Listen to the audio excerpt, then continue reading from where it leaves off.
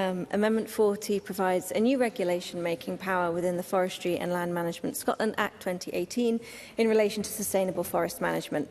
Members may remember I brought forward a number of forestry amendments at stage 2 covering 3 key areas: deer overgrazing, urban afforestation and sustainable forestry. These were inspired by the Royal Society of Edinburgh's inquiry into public financial support for tree planting and forestry.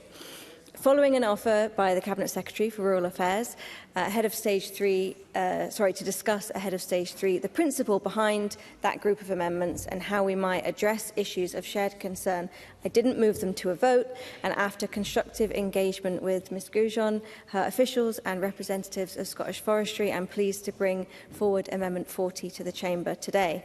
This amendment will provide the Scottish Ministers with the power to make regulations with a specific focus on sustainable forest management grounded in the UK Forestry Standard. The aim of this is to ensure that good forestry practice, such as native broadleaf planting and increased shrub cover, becomes a statutory requirement.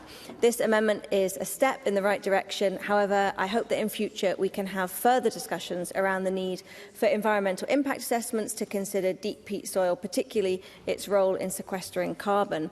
The UK Forestry Standard currently has little statutory underpinning. This power will provide that underpinning, allowing Scottish Ministers to better enforce the principles of sustainable forest management, for which the Scottish Ministers are under a duty to promote.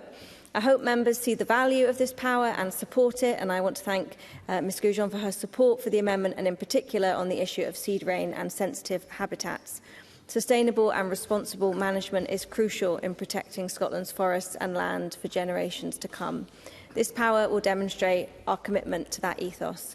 I hope in this, members across the Chamber will agree with me and will support this amendment, which I move. Thank you.